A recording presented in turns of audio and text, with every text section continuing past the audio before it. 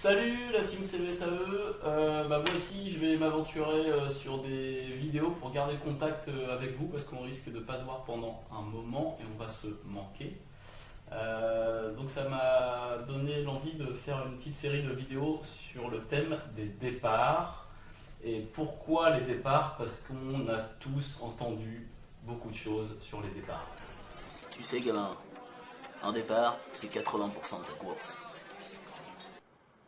Les pitchous, les loulous, aujourd'hui, comme tous les jours, on va travailler les départs. Oui, on l'a déjà fait, mais c'est super important les départs.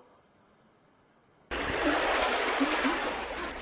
comprends pas, j'ai super bien navigué et je suis arrivé dernier parce que j'ai pris un mauvais départ. Bon, écoutez votre coach, on peut pas louper 1000 fois un départ. Enfin, non, on peut pas prendre 1000 départs loupés. Non, bon, bref, on va s'entraîner au départ. Et ouais, on a tous entendu quelque chose comme ça. Alors effectivement, le départ, ça semble important. Pourquoi c'est important le départ et pourquoi c'est important de les travailler?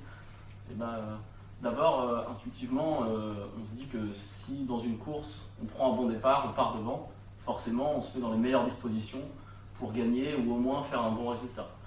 Et puis en voile, on vous embête beaucoup à travailler les départs parce que tout simplement, sur une période très courte et dans un endroit resserré, ligne de départ, on va travailler à peu près tous les aspects de la voile, de la régate à la voile.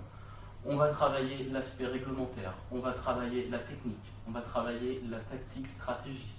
On va aussi travailler l'aspect émotionnel, la gestion du stress. Pour tout ça, les départs sont vraiment importants. Alors, dans tous les sports où on fait une course, il y a forcément des départs. Bien souvent, on a une ligne de départ et on a une procédure sonore ou visuelle pour que tout le monde parte à égalité. Enfin ça, c'est quand ça se passe bien. En voile, c'est un tout petit peu différent. D'abord, la ligne de départ est imaginaire. Ensuite, les bateaux ne sont jamais à l'arrêt avant le départ. Sur l'eau, on est toujours en mouvement et il faut donc trouver les bons placements pour partir au bon moment. Et enfin, il y a l'incertitude liée à l'adversaire, au nombre des adversaires, au vent, aux vagues, au courant. Tout ça fait que un départ à la voile est passionnant et demande beaucoup de travail. Alors, comment prendre un bon départ? Je dirais qu'il y a 3 enjeux.